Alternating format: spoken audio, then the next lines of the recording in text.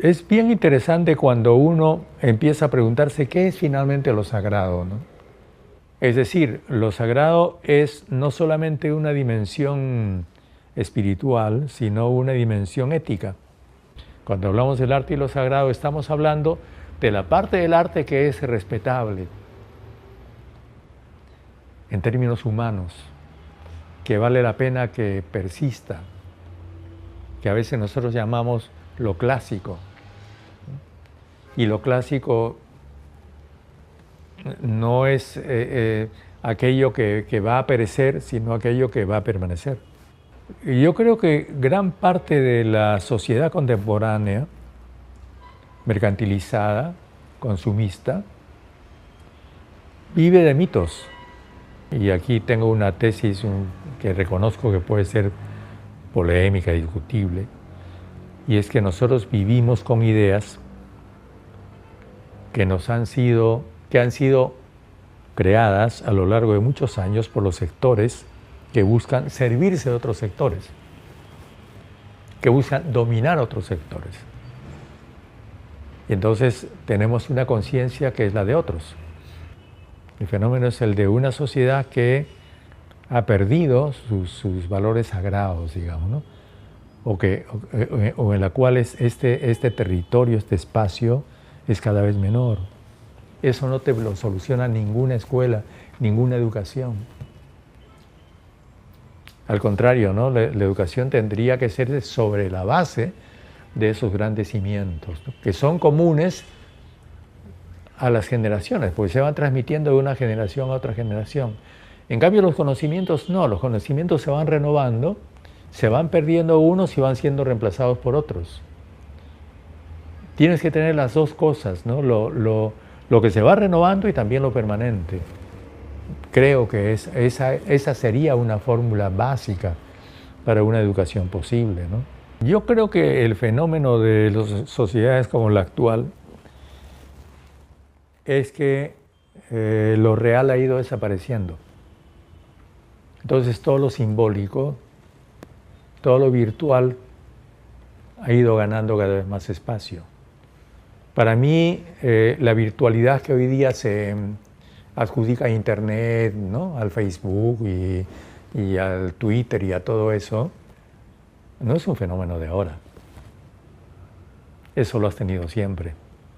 Lo nuevo, digamos, es la tecnología que te lo usa, ¿no? Y sobre la base de eso se ha ido construyendo una serie de historias y de historias en las cuales nosotros creemos,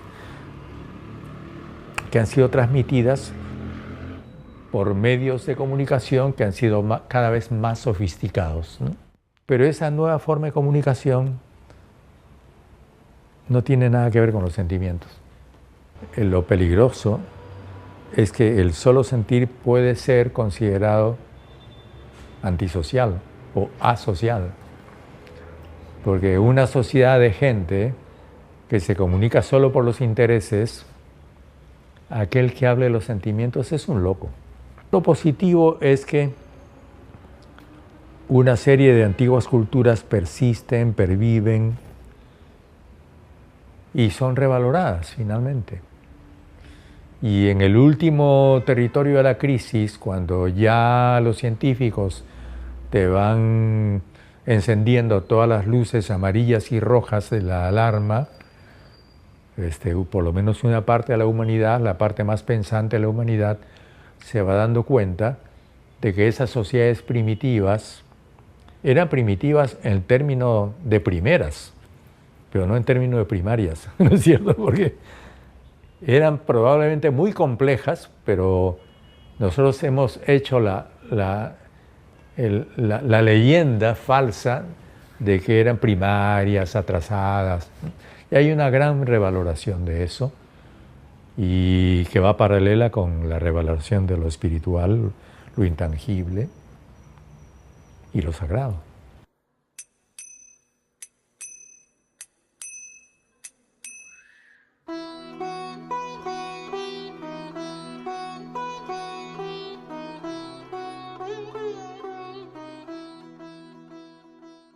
I have walked at the interface of culture, art, and development.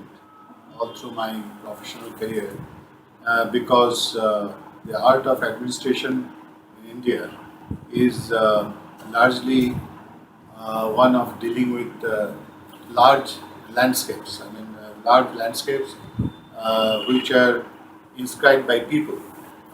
The life and art, necessity and embellishment, utility and beauty, they are not divorced. And so the people, they don't see themselves as different from their environment. They see themselves as part of the environment. They don't see themselves as weaver of that environment. They see themselves as an integral part of the environment. I mean, everything is alive. The soil is alive, the pebble is alive, the river is alive. You see, everything is animate. Everything is, nothing is inanimate. I have organized a lot of festivals with them. For them, festivals are not something to be staged. So these festivals are a part of the rhythm of work, rhythm of life, and rhythm of seasons.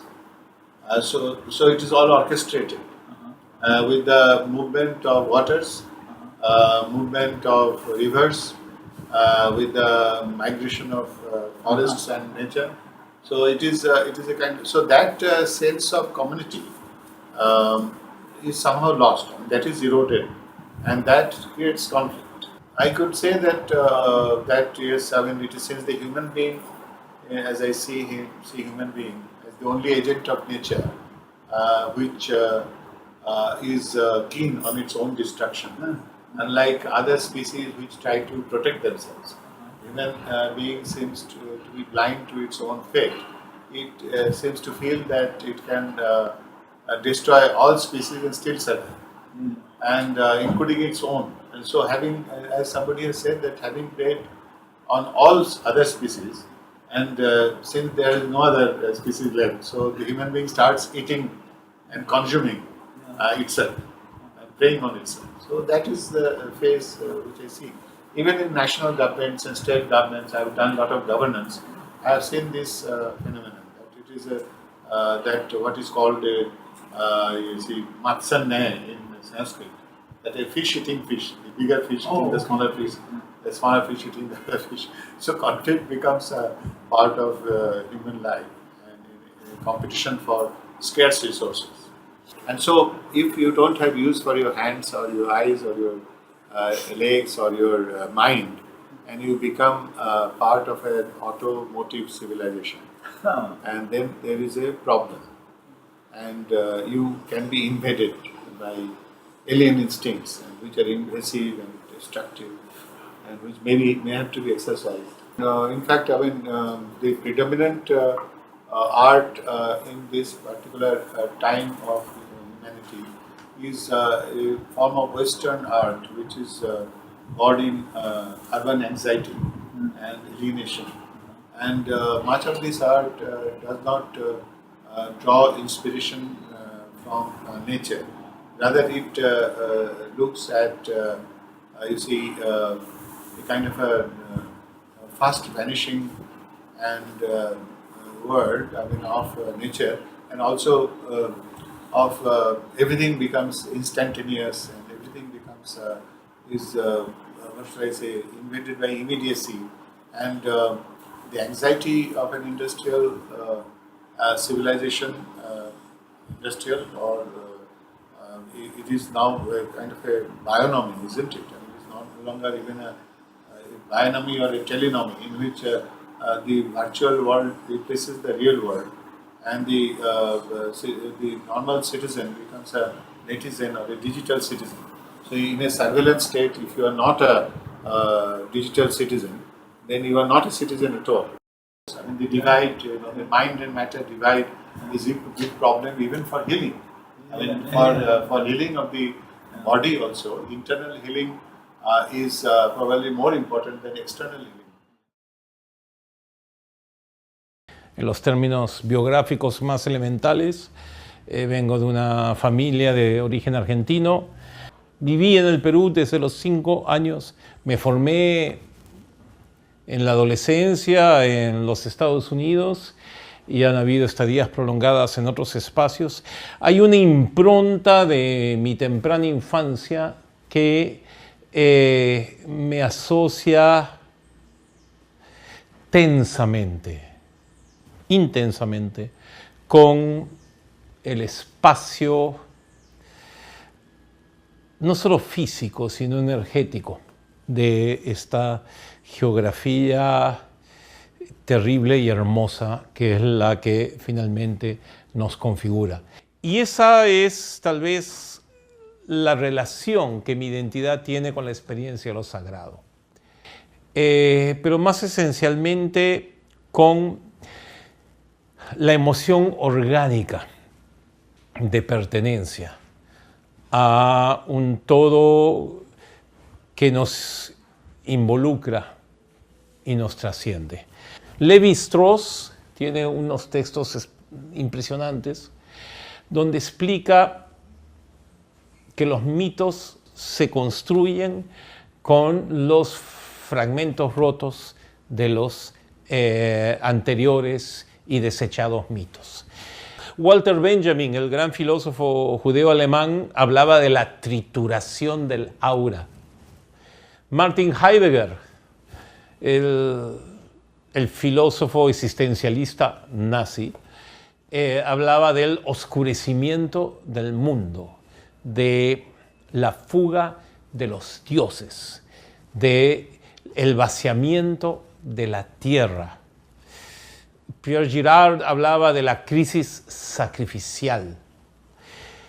Toda esta cascada de derrotas de la condición humana que la modernización va imponiendo sobre nuestras vivencias.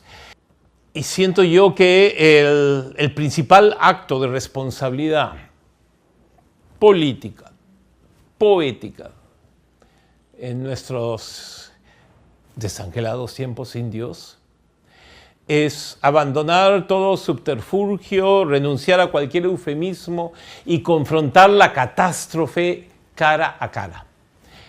Confrontarla y resistirla, por supuesto.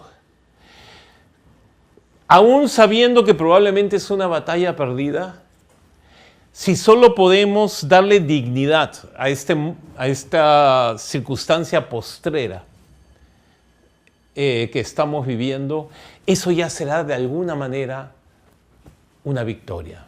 Será un triunfo para la condición humana que agoniza. Y yo creo que aquí hay que volver a los clásicos, a los protoclásicos incluso. La lectura de mayor urgencia, de más radical necesidad, incluso en términos políticos, hoy en día, es la de los místicos españoles del siglo de oro. San Juan de la Cruz, Santa Teresa de Jesús, la noche oscura del alma, muero porque no muero. Esas son las frases que deberían estar en todas las banderas políticas de las grandes manifestaciones populares. Esas son las reivindicaciones esenciales para una agenda genuinamente comprometida con la angustia de nuestro ser, ya no solo metafísico y espiritual, sino también muy concreto y social.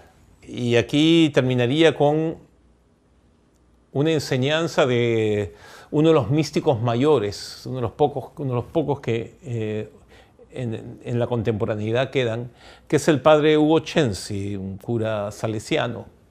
Y él me decía a mí, como se lo ha dicho a tantos, él ya tiene más de 90 años de edad. Nada en la vida vale la pena ser iniciado si antes de comprometernos en principio con ello, no tenemos la certeza absoluta de que va a cumplir con 4 condiciones esenciales. La primera es silencio. Como acabo de explicar, No importa qué hagamos, tenemos que tener la posibilidad de escuchar nuestros propios pensamientos. La segunda condición es el sudor. Tiene que haber un trabajo incluso físico, tiene que haber una entrega, tiene que haber un desgaste que en realidad es una ganancia de energía. La tercera condición es belleza.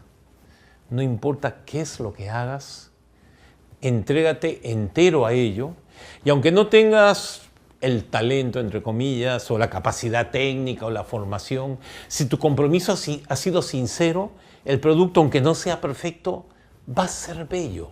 Pero la última y crucial condición es pérdida. Nunca hagas nada si no tienes la clara convicción de que cuando termines, algo importante habrás perdido.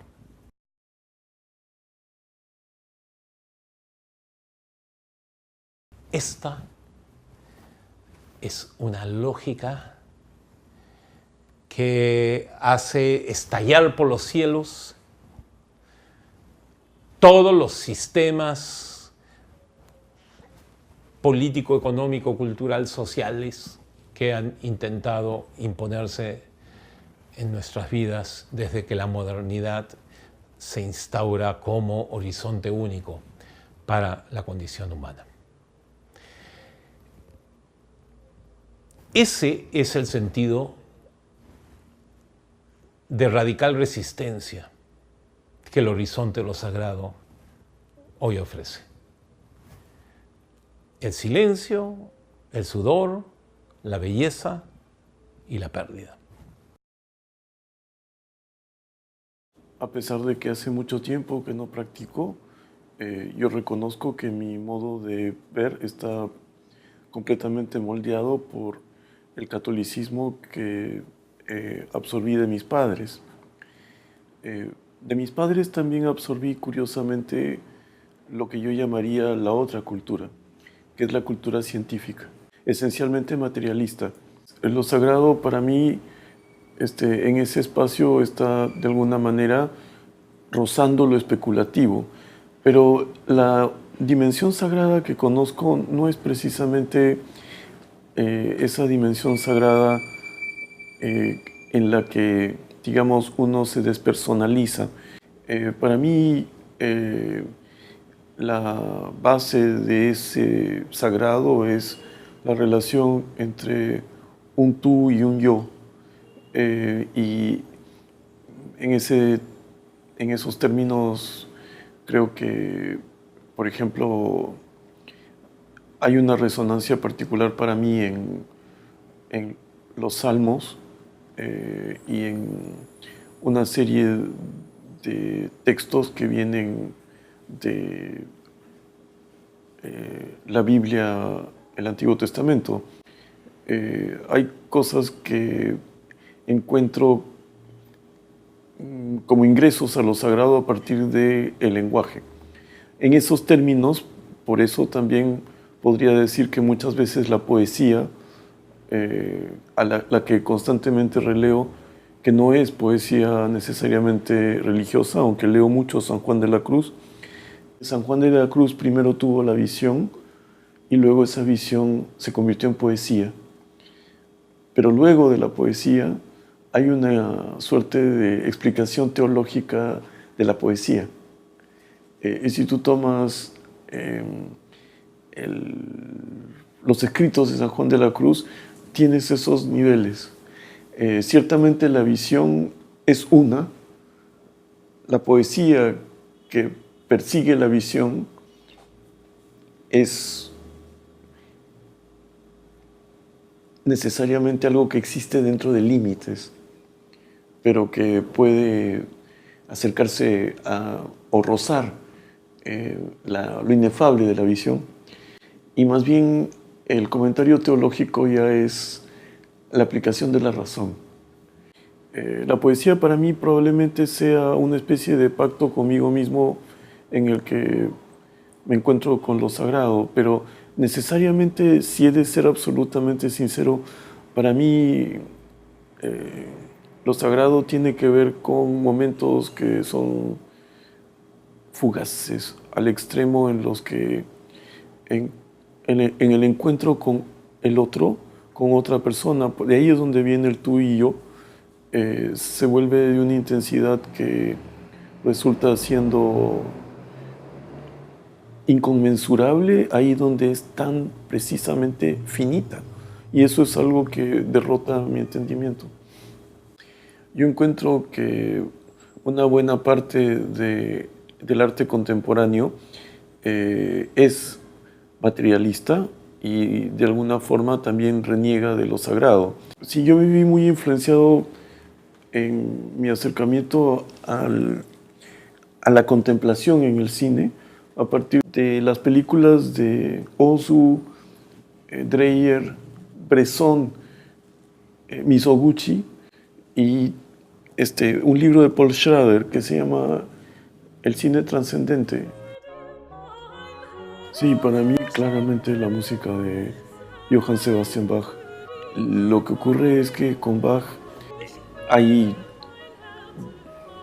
una gama de intensidades que lo conducen a uno a las profundidades de la emoción, ahí donde uno de alguna forma puede ser purificado y renovado.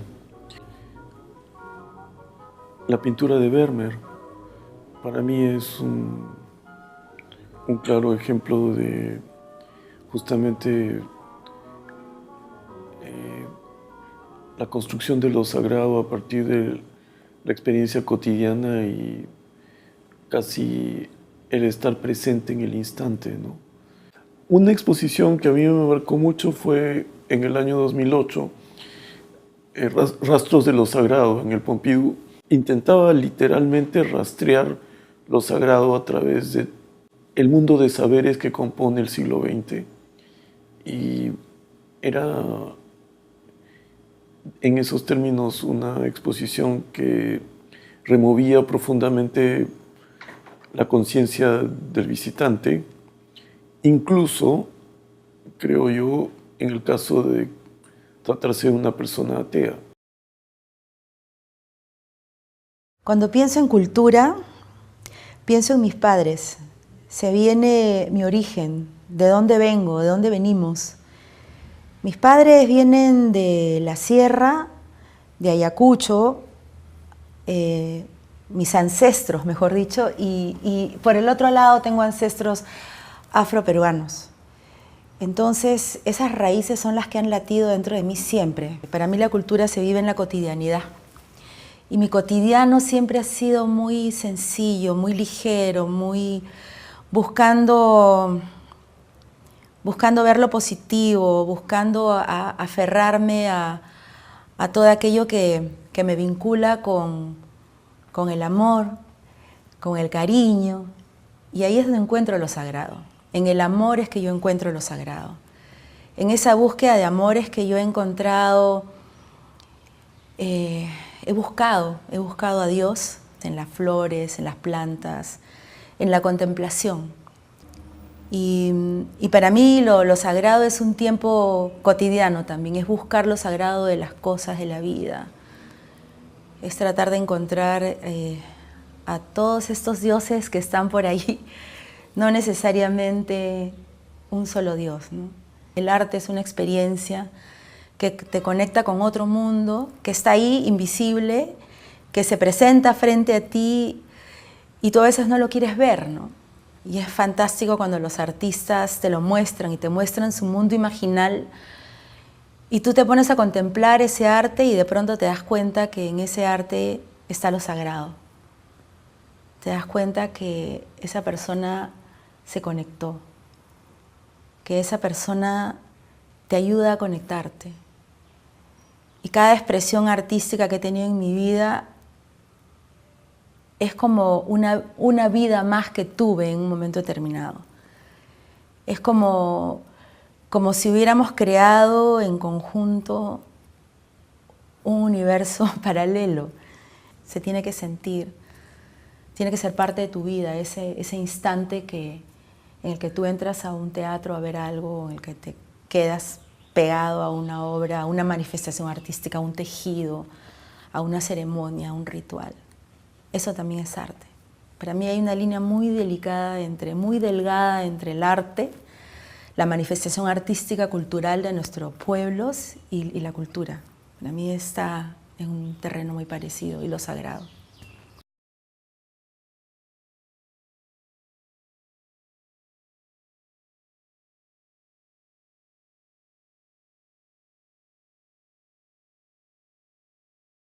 It's my great pleasure today to offer a few comments on the topic of art and the sacred. First, a little bit about myself. My family hails from India. My parents came to this country, to the United States from India before I was born. And both sides of my family have been devotees of Krishna. Krishna is the beautiful blue colored deity who is the speaker of the Bhagavad Gita and the supreme Godhead described in the Bhagavad Gita. In particular, we are members of the tradition known as Gaudiya Vaishnavism. This is a tradition of worship to Krishna that was taught by Sri Chaitanya 500 years ago in West Bengal, India. Chaitanya came particularly to bring about a wave of devotion to Krishna all over the Indian subcontinent, and this has now spread to much of the world as well. First of all, I'd like to say a few words on how from within the Gaudiya Vaishnava tradition, or particularly from the teachings of the Bhagavad Gita and the Upanishads, two great classics of India's spiritual wisdom, how the idea of the sacred is defined. One of the most fundamental definitions of the sacred is Sat Chid Ananda. Namely, the sacred consists of three qualities. First is Sat, or eternal, that which has no beginning and no end. The sacred is secondly Chit, or that which is conscious and aware, full of knowledge. And finally, Ananda, or blissful. The sacred is that which we all want to achieve, that is the highest human good, because it is joyful and blissful. This Satchid Ananda in the Bhagavad Gita is described as Krishna in particular. Krishna is the speaker of the Bhagavad Gita. Now, the sacred has a very close relationship to art and artistic expression. When the sacred wants to manifest to human beings, he does so through the medium of artistic expression. In other words, when Krishna wants to reveal himself through the world, to the world, he does so primarily through artistic expression. The most fundamental of this is through music. Hare Krishna, Hare Krishna, Krishna Krishna, Hare Hare, Hare Rama, Hare Rama, Rama Rama, Hare